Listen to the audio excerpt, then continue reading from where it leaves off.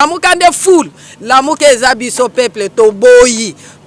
botia buzoba na fayulu te, botia buzoba na fayulu te, bosukisa wana. Biso nde peuple batu to décider, bokozonga lisusu te, bokene na union salité na bino. Quoi ça Ilunkamba eza synonyme ya peuple ko bonga te? Ilunkamba c'est les mêmes produits na Kabila na Félix, les mêmes produits, ba sardine na kati ya boîte. Ata omoni bango koto le pele katani aba wutika boîte tombo boza ba miyibi bokosi ke biso toza liti na peuple mais bino bozo landa kaniaka te bomoni ke no opposition tokokoka te yango bino bozo kene kokende butu bokene kolanda kakaniaka na olata ki congolais na morcelé Jean-Pierre Bemba na batu na ye Jean-Pierre Bemba koya le retour wapi Jean-Pierre Bemba makambo ebandi le lote Jean-Pierre Bemba n'a jamais été politicien dans ce pays. Yo Félix, yo mi bengi béton, yebaka ke kombo anu mi pesi yana ozomi consulter te. Tuna batu ba yebisa yo béton o ba bengi béton ba lona ka eloko nini. C'est que ceux qui déjà ba bengi béton za produit fini. Tomoni bazo béton na ba varese na ba nini na ba e béton fati béton tozo yebate. Ex béton wana o yo moni béton. Yebisa nge sika nini balona nguba na kati ya mabanga. Au marché biso ne poli pe mati et mati pour le peuple congolais ba souffrir ba nyonso. Mais ce qui est coming non peuple lamuka lipe mati ba tamboli peuple IDPS ba moni ke lipe za ko vimba donc comment on le contraire mboyo otambola te. Ngale makomo na nani bango ba kolombo sino mbaye bisangai atuna mama na ye Bruku mestre ya liboso yangaliem ezali tata na ngai Samuel Elela lelo tudini pouvoir tudia udia wa kayen kadi twetu peuple congolais il dépend toto tudini nzala munda afachi beton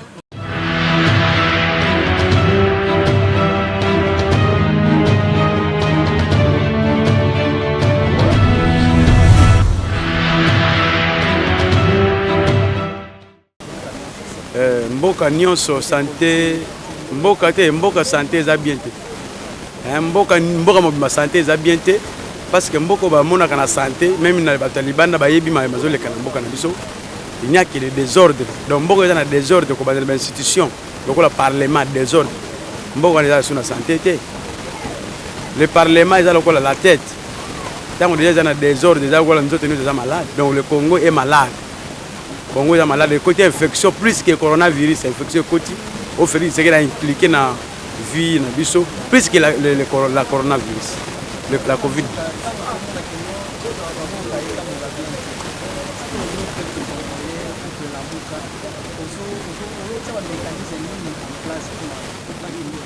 Bon, les journalistes, c'est là qu'on a fait ça, qu'on a correction, peuple, il y a eu des pèses à rater. Peuple ya Lamuka a raté, peuple ya Fayulu a raté, peuple ya Félix a raté. Dans le pays du monde, il y a un peuple. Le monde est un peuple. Maintenant, le Congo, il y a un peuple, le peuple congolais. Peuple nyoso, ce qui est pesant comme ça. Je suis une famille à Félix qui est dans le marché. Donc, le marché, il ne peut pas payer Mati, et Mati pour le peuple congolais va souffrir dans le nyoso. Mais ce qui est comme non, peuple à Lamuka,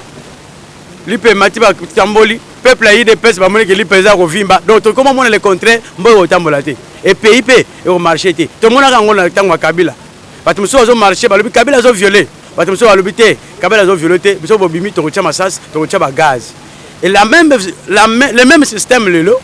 ce qui ba to lobi ke Félix c'est que la violer constitution ba to lobi to kitananzela ba ko chaba ya to ba pine ba ya ko sala mbeba nyonso donc santé en mboko eza bien te tant que Félix Tshisekedi à côté na pouvoir na nenga mabe il y a le coronavirus c'est un malade c'est un virus et il y a ndeni et ye mutu atie yango Chine mutu atie ya biso virus wana lelo ba médecin ya monde bazakuna bakena wenzo e malade place bandelaki basala banquête réellement ezaki malade ni ya ko boa ke to ya solo eza na wanjana nenga moko na lelo il faut biso pe ba ya aw ba ye ba malade eza na mutu ba politicien oyo nyoza eza na mutu a Félix Tshisekedi azo sala eza azo comprendre ngo et ça veut dire que mboka pena ezo kitana mabele donc peuple congolais ngana ko benga peuple congolais dans l'ensemble peuple ya Kasaye lelo peuple ya Kasaye azolela na Kasaye bana malnutrition na Kasaye banzela kokoloba te mabe peuple ya Bandundu azolela peuple ya Équateur azolela peuple ya Goma peuple à est dans l'ensemble, est Mobimba. Guerre, mituezo kata na mikolo nyonso. Donc aucun peuple oyo aza satisfait lelo na lolenge wana. Peuple lelo tofandi pona nini? Peuple ba politicien ba diviser peuple. Ba politicien ba comme que peuple ya Félix. Peuple ya Fayulu, peuple ya Katumbi, peuple ya Bemba, peuple ya Kingana. Lelo bato bazaki na Lamuka par exemple ba peuple mususu o bazaki sima ya Bemba tango Bemba atuni bango te Bemba miko tia na union sacrée peuple oyo e raisonnera te peuple oyo toujours comme to za sima bato pasai nini balandiye ba bana ofinga bato ba tikale pa Fayulu o ba peuple a Fayulu est-ce que peuple ko za diviser au moment où peuple est divisé mundele pe ko ya a diviser mabelele donc le but que le peuple de Zotombokate, le peuple congolais est divisé. Et comme le peuple a failli, le peuple a Bemba, le peuple a Yidepes, le peuple a Boye, le peuple a Boye. Ce peuple a Boye, le but que non, ma bise au Salem, le peuple à côté de Télémi, ma bise à thé. Ce peuple a le but que toi, ma bise à li, ou à côté de l'objet, ma bise à thé. À ce moment-là, le peuple est incapable de libérer même beaucoup d'habitants. Tu as la boyauté. En 1959, le peuple n'est pas d'accord. Kaka ndambo bautaki stade de martyr ndambo bakendaki kaka meeting na imika to na victoire lelo tango bakutani bazwaki déterminé bazonga banda kute toza banzete kaka sur place wana badesidaki balobi mundele yo na biso lelo te bamba mbana ngai yo mutu mwindo na mundele tozo si mkoto ti na Félix na système na ye na ya Kabila kaka ndeto ye na parlement de mundo okuti biso awo et banda ah to kozonga banda côté comme tungisa te peuple congolais aza naïveté Kabila azaki biso naïf peuple mais tant que toujours détermination que ezala yo moko ezala candidat na yo Shadari a kolekata na mboka oyo au moins détermination te mutaye comme même biso na faiblesse ndeko Félix Tshisekedi pour accepter akero sala dul na ye oyo memeli biso le longam mais peuple aza déterminé to kolonga peuple aza kwa mai okangi mai ezomata omoni tango azolia na se ekobima nango tokokima mbango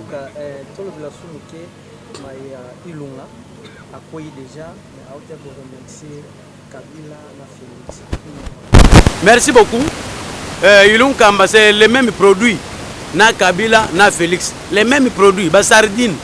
na kati ya boîte ata omoni bango koto le pele katani aba wutika boîte moko grimace nyonso bazosala ou basalaki eza pona ko tromper opinion bamona ke Félix Tshisekedi na Kabila le bazate ndeko na ngai ndeko Ilunga Kamba aza député et quoi aza premier ministre azaki premier ministre aza le lozo pour faire courant premier ministre a été nommé par Joseph Kabila na lobi il a été nommé par Joseph Kabila sima yako ponaye et pas Joseph Kabila ba ye aye pas Félix Tshisekedi yo proclamer ye ndeko tilo ma proclamer kaka ya ba résultat muto ba pesi donc il a raison de remercier Joseph Kabila Kabange son patron il a aussi raison de remercier moi na musala na bango batiaki ndeko Félix Tshisekedi dans le but de travailler bien mais oyeba ke échec na Ilunga Kamba eza échec na ngate eza échec na yo parce que tout le lobby bila ya Félix eza positif bila ya Ilunga Kamba négatif oh président dirigeant mboka te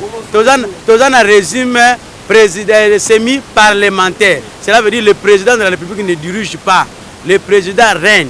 vision na ye programme na ye apesi nde na Ilunga Kamba a diriger yango tango Ilunga Kamba échec ye kolobata ki Félix Tshisekedi azana bila Félix Tshisekedi neti nini programme Félix Tshisekedi tango seli mboka na programme Ilunga Kamba bakombo nango nini programme Félix Tshisekedi 100 jours kuna kolobate balia yango mbongo kala et c'est ça zalaka te donc Félix Tshisekedi a échoué Ilunga Kamba aussi a échoué Félix Tshisekedi a fait 2 ans na programme na ye mais Ilunga Kamba ça 15 mois na mutu il y a 2 ans donc 24 mois na mutu il y a 15 mois qui a beaucoup travaillé 24 mois donc Tshilombo a échoué mentalement Chilombo a BBC Congo na ba 100 jours wana ilunkamba ina noté apporter ilunkamba vision ba ko isaye kaka bango mo ba député ba ko isaye pour saler le côté kaka bango mo ba député ba féliciter Félix Tshisekedi bilan na ye eza positif na bilan ni nana ba ko même programme de gouvernement donc Félix Tshisekedi a échoué premier échec na ye 2 ans échec et Tshisekedi une année a bendi sou ba tango ba lobi ke to boyani même échec kozala donc ilunkamba za na raison mais remercier bango ne ba patron na ye a démissionné et le koyo biso peut to monaki ke mais baza ba responsable tant on lobi na ko démissionner te c'est la constant peut ça raison na yo peut ba raison que Félix ba violer mais quelques jours après on démissionné donc tout ça va politicien te na mboka oyo mais pour na biso tozo zele le côté la démission de Lunkamba démissionner ou pas banda zalaka a salé le côté banda pas démissionner et le changer exacté donc pour na Lunkamba ko na ko loba yango wana biso tozo zele le côté tozo te misande peuple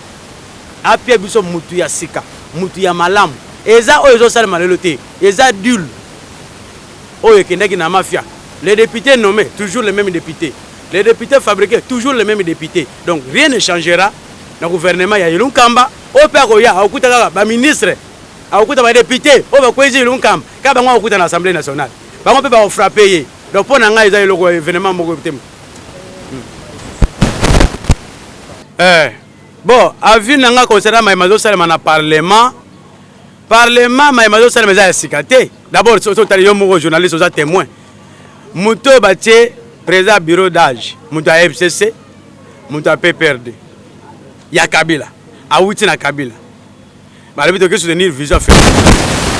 Les mêmes mutuana, azo sala le même système o basala ki na Kabila. Ya ko exclure même ba droit na bango. Les mêmes bata Kabila wana balongela ki droit ya Jean-Pierre Bemba à lobby subordination des témoins au kokota te oh na loi électorale batiaki subordination des témoins te batiaki corruption pona bango ba inclure lobby corruption na subordination des témoins eza eloko moko les mêmes individus papo batie wana ya bureau d'âge normalement ko sala candidat président mais les mêmes mutana na bureau d'âge les mêmes mutubatie azala candidat côté ya union sacrée. Est-ce qu'on dit que tout le monde a étouffé? On dit que tout le monde a candidat pour aller dans le zoaté. C'est un adversaire, monsieur, dans le zoaté. C'est pourquoi Sali a écarté Batmoussous à tirer la présidence. Il y a un candidat unique. Présidence, il y a vice-président, ou la vie, il y a vice-présidence. Vu que yo yebika ka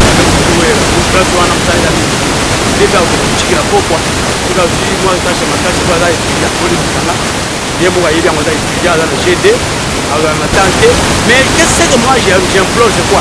Ndeko oyo balongole na parlement na incapacité na ye na immaturité na ye mais lelo bazongisi ye il a oublié quoi donc les akaka nengo ndeko Fayulu alobaki ezali deuxième process ya FCC cash et puis la ligne de facto regretter de Bemba va plus continuer na poto oh innocent poste nini rapporteur et puis ko pesa rapporteur na ba pesi yo eza ko pesa te ba proposer yo cha candidature maintenant élection ko lek ba ta FCC ba toza majorité ba ko frapper yo pe abi Bemba ozwa o le côté ozo jo échec mieux voter zo non bon mon ndeko na ngai na ko solo na makamba Jean-Pierre Bemba soko lingi lukanga na ko solo na makamba Jean-Pierre Bemba na ko longa casquette ya parlementaire debout na ko longa casquette il y a Lamuka. Na wala ta casquette, il y a 2006. À l'époque, j'étais dans le Palou. Na wala ta ki congolais. Na morcelé Jean-Pierre Bemba, na batunaye. Jean-Pierre Bemba koya ou le retour wapi. Jean-Pierre Bemba makambo bandi le lote. Jean-Pierre Bemba n'a jamais été politicien dans ce pays. Ah papa, situation politique à Congo est comme obligé biso même ba jeune to bois comme sur la politique. Oye biso to yebaki ne to tangi mandambu boye. Ok, le musalo banjo sala. Oh, tu n'as pas pas comme la politique et les grandes nini. Mais si on est obligé même na taxi, au chalito et les kindeni. Pourquoi? Bah politicien bah quoi gérer Congo, tendenge sengel va gérer Congo. Donc au moment où le politicien na couleur, le bien changer couleur. Tu comme même la difficulté à identifier mutu na place à Zali. De au moins une raison pour laquelle tu comme kolanda politique, ne dans un parlement debout pour que biso nyos tous à la responsable, tous sangana pour lancer la lutte ya Congo. Bon, pour ça, ezali surtout quand on a militaire Martin Fayulu Madidi, une fois qui désigné candidat pour meilleure opposition, nous avons un espoir makasi parce que Nathalie CV nazonga muke sima ota le passé nae aza penza mutu oyo aza na lit makasi ya Congo asala ba sacrifice ebele toyebi na gestion na même temps azala candidat député azongisa même bon na financement l'état ba toyebi histoire et puis na conférence nationale souverain azala jeune pembe na papa Etienne Tshisekedi au lieu de célébrer anniversaire ya liwa nae donc tant Nathalie CV nae Nathalie nde ba désigner vraiment et puis ça na makasi ya Rolanda e mais mai o etali o ezoleka na Assemblée nationale et c'est que singo momuke parce que ilunga ilukamba balobi bilan na eza négatif mais nga na tele na obi ilunga ye asali quelques mois ina ena ndambo mais sur total projet à 100 jours et c'est un projet à 3 semaines à quelques jours c'est-à-dire 100 jours saut de moutons avec projet à 100 jours le saut de moutons et si litezana wana to kende 2 ans ilunga ilukamba ye badindi sepe suna mai wana et là on a so regretté ba député na biso na ndaki lobby wazo sepela que ndi ba ko ici lukamba peuple a gagné non et là on a placé ça nga passe ya wana parce que so tali procès na bandi na procès Vital Kamerhe ba lobby détourné ba tie na prison alors o ya peuple na kati a bénéficier na prison ezalaki nini ilunga ilukamba ndi ba ko ici ba député wazo ba non nous sommes là pour na peuple je ne sais pas Koko ise lukamba eza mot d'ordre ya Félix Tshisekedi bolongo la lukamba po boluka ko boy fatigué mususu ndeti papa oya bureau d'âge batie babi ka ye a otira lo ko ise la Félix elorote ye abanda ko exécuter na nyonso oyo banda uta na présidence nzoka ndeti oza na pouvoir ya semi parlementaire pouvoir eza ya okabwa na parlement na présidence de la République alors Félix a joué azosa la auto-impère na kobenga ngobongo oyo eza Félix sur lobi a tout le monde va exécuter. Donc distribution pouvoir na Congo nde Félix aninga boma ndi yango moni me ba leader na biso la muka ba ke ko kode na vision o ezate parce que lona ko tuna full pe na ko continuer ko tuna vision o ba leader nyoso ba ki kuna ba oela ko ba vision Félix vision o eza nini na papier nini et puis ezani po se désigner ne loko il faut chaque na ngwezala na tangi chaque na moni ke vision za boye ah on a lit na biso c'est bien à s'adhérer mais bandeko nazana ko regretter makasi regrettation na ngai yene isikani Martin Fayulu Bemba Muzito Félix Tshisekedi Moïse Katumbi boute sika moko mais o ezobimisa nga mai na miso ezani bakor Genève oboyikota kango oboyo lobi ete ngai na bimi pomba na longwe na nga peuple alobi na ngai baza alobi que retirer signature oye nzoka te déjà au signer impact na yo ya mulili na kingakati oye ko distraire biso na yo na kamele yo na yo kamere oyo lelo ovandisi na boloko oboyi pona bakoro bino bo signer na ye kati ya kingakati kuna olobi ete ye na 2023 il faut soutenir ye lelo yo okangisi muninga mais tangu tolobaki kamera yibi 15 millions yo ke na Belgique ke kolobaki rétro commission donc ye ayiba kite ezali cop sko cop yango lelo ozwi muninga osimbisi etushi nazongeli yo mo mukende ko Félix soki bokonzo ozwaki penza eza ya bonzambe pona nini okoki kobongisa mboka te pona nini osali un nouveau gouvernement olobiete mutu ndeko na ngai bandeko ba politicien bino bakonzi botanga mingi biso totanga na biso te nous n'avons pas eu le temps d'étudier na yebisa bino boy en plein gouvernement en pleine marche ex mutu akoki koluka majorité ya sika et ça la makati constitution pe lobi yango te mais to regretter na maye onde ko Félix azosala deuxième liloba langeza boy pomboko ezobo ebonga esengeli bozongi sa pouvoir ya peuple na mutu oyo peuple apunaki soki bozongi si yango te nyonso bokosala même union sacrée boyebi te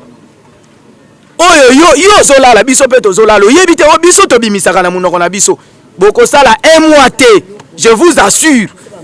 gouvernement wana ekopanzana okoluka lisusu osala deuxième union sacrée parce que oyo osali nanu ya liboso esimbi te mibale ko simba esengeli soki na ngai na kopesa yo mayele boy tango yo monike gouvernement na premier ministre bazoka na tolinga ko kwisa nini olinga ko faire tomber bango mibale tous les deux chambres oko ici bango mais pourquoi sala ki yango te yo kaka oye ko précier olongola ilunkamba oyo zo benga lelo asali échec total yo lobi na biso awa na malobo lobi kisalume banda mais yo kwe ici ndeko ilunkamba papa na biso ilunkamba lobi na yeke ye akwe parce que azo sala malamu te mais yo na ye boza bokende ko signer bakor na kingakati bino mibale yo mwana musala ya Kabila alobi ete yo za mwana musala na nga na peso mwana musalo mususu ozala na ye yo ye kote olobi no yene muto a produire nga échec total lelo ndimi maloba Fayulu ayebisaki yo ke batu onde bakomema na échec ndeko na ngai likamwa misatu na koloba boy ndeko Félix toboyi ke lelo tokoma na 2023 yebisa biso mbongo ezate tomoni bazobeto na bavarese na banini na ba beton fati beton tozo yeba te ex beton wana oyo moni beton yebisanga sika nini balona nguba na kati ya mabanga pesanga réponse na yo soki okobomanga je m'en fous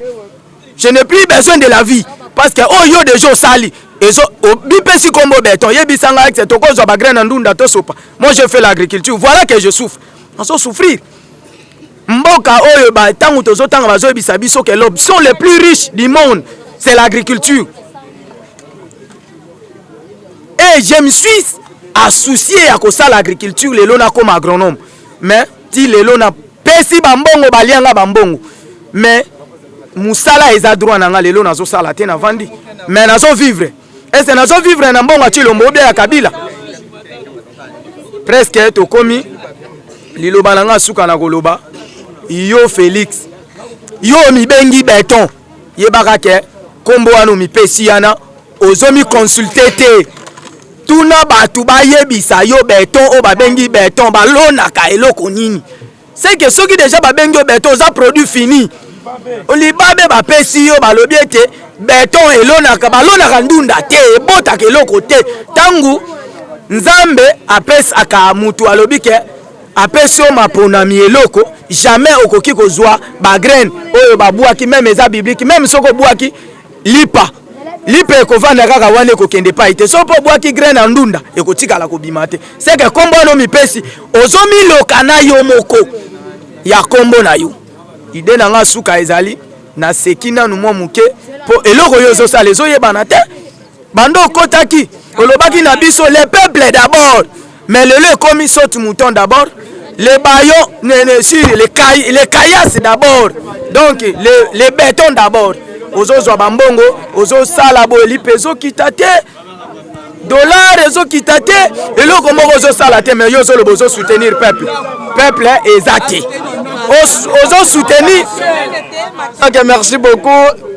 Na mutuna wana opinion na nga eza otuna ibandeko abalo otuna ke ndenge nini santé ya mboka santé ya Congo yo eza médiocre on dirait batu moko don ba uti ba Rwanda la donc uti na Rwanda na ba ferme na ba forêt équatoriale toliaka te otuna ilisusu ndenge nini bino peuple bozo banga makambo ezoleka wana Congo toni na yebisa omoni mabelo eza ya kimbangu ya Kipamvita mabele Lumumba oyo Lumumba lobaka Lumumba je sais et je sens que tôt ou tard mon peuple se débarrassera de tous ses ennemis intérieurs et extérieurs mais qu'il se lèvera un seul pour dire non au capitalisme dégradant et honteux et que ça la sonne donc nini nalingi koloba Chilombo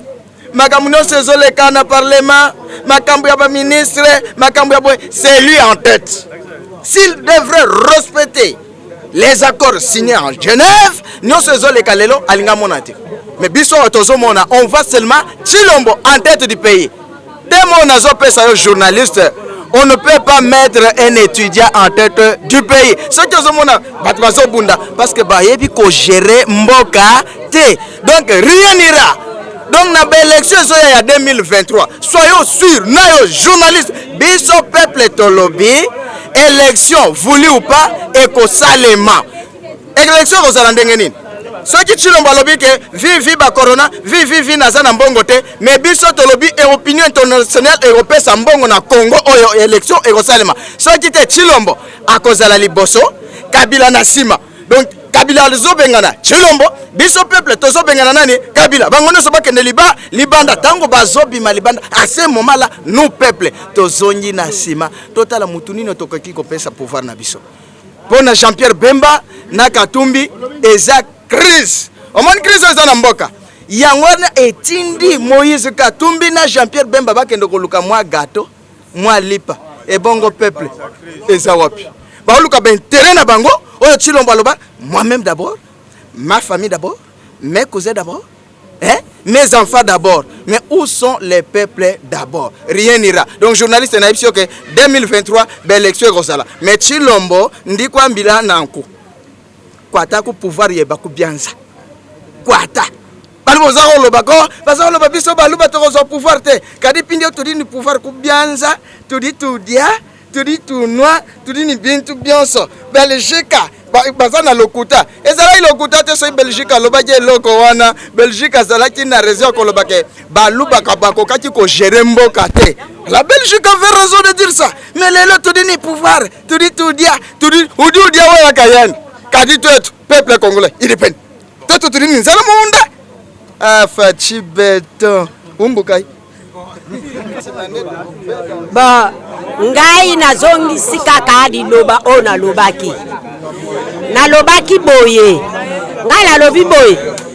namoni enio sacré o bazosala enio salité o bazosala wana namoni eloko moko ekosimba eza te yo mutu moko eza na sango moko apesaka biso ndakisa alobi bana bozonguka nguba wana tango na musapi moko pasula nguba wana na musapi moko eko pasukwa te musapi dale ezala na lobaki yango pamba te ona president Eli ayaka na papier oyo Chris batia na mesa yaka to sangana yo zande kuna ngai vraiment en tout cas amitala ye moko soki azali mwana Congo ya solo ya makila ndenge ngana zali muyaka Kalunda 100% naza 50 te tata na ngai 100 mama na ngai pe 100 naza na ngai ndambu te ozo mobimba yeso ke aza mobimba pende ya mboko oyo amitala kangana zo déclarer pona nini bana oyo bazali abazaba mikolo na ngate ngande na zala mikolo na bango na déclarer pona mboka oyo ngai soki olingi osala mosala no malamu en tout cas omitala kende liboso zonga sima ba mikolo na ngai bazali bandeko na ngai bazali ye na Martin Fayulu na Fumumupa baboyena te bazaba ndeko na ye na Bemba baboyena te bazaba ndeko na ye mais ye pona kivantar na ye amoni yakoki na ye po asala mais akokite yango tango yako bimisa bor na ye oyo yenyo salite ngana moni na bimili ye na lobi soki olingi ozala malamu zo papier wana tele biso na mesa bosangisa makanisi sika moko bosangisi makanisi wana ale bo tourner na bandeko na yo po mboke sala nini etambola malamu bana Kongo bazo tambola na pasi kolia pasi ngamo ko ndenge na telemi aw ngana lobaka mbala na mbala ngana tangisi bana na kisomere bana na ngaba za maplome moko aza licencié atanga 7 ans na istem mais lelo sala kate aza munganga pona nini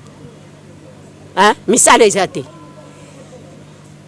yo belekisi yo liboso il faut que tala ngaba tianga liboso ngai na sauter pas ngai na sauter pas na tikinde kona ngai na zu pouvoir ande kona ngai ngana ko sala nini ngana ko lakisa bonga na sala nde kona ngai asepela apusa na pembeni siko yozo sala mabe après nenyo salite obenga Martin Fayulu ayela yo vision nini akoyo kuzwa kuna vision nini vision yenyo salite bino ba diaspora ya poto ngai nazali montage te nga Maria mfumutu na lobaki enyo salite wana ezaka kenyo salite na mboka na ngai soki andimi makambo ya Martin Fayulu te akotika lo kusala loko moko te tombola kango yango mabele na ngala tombola kango ya kolata lalata ya kolia na mbela kango yeso ke alingi azala kimia yelo kula zawana avanda atanga soki na sali mabe mwana wa zamu wana mkie ngana ko yokufuka mama elimbisa ngai na salaki mabe mabele na ngai la kisini ni ezabo konzi na ngai libanga oyo mabele oyo koko na bisa kenda kana table ronde akenda kana table ronde bazwaka mabele kalonzi azwaka sanduku ya mbongo kalonzi azwaka sanduku ya mbongo asimi nzela ke ko sala mbunjimai ngana tikali na mabele na ngawo ngai na bandela kana kitambo magazine na tonga mboka na ngai na ndako abandele tozalaka na mutu te mukongo pe pembeni ngamu yakana zo ya makolo na ya kufungula mboka na ngana kitambo magazine mundela ayo kukutanga leta avant toi kutaka ngai ngai kukuta déjà mboka na ngana tonga ayo kukuta ngai leta ayo ko solliciter paka ngai kolo mabele nalingi tofanda na yo kolo mabele ye azarua kolo mabele azarua baye bisangai komini yangaliem bruku mesra aliboso komini yangaliem ko mone nani bango ba kolombo sino baye bisangai atuna mama na ye bruku mesra ya liboso yangaliem ezali tata na ngai Samuel Elela oyo ki mwandimi ngai ya makambo lo bakaya busolo balanda kango ba diaspora ya poto bolanda nga bien nga mutu lo baki nyo salite e ko sala eloko moko te amata akita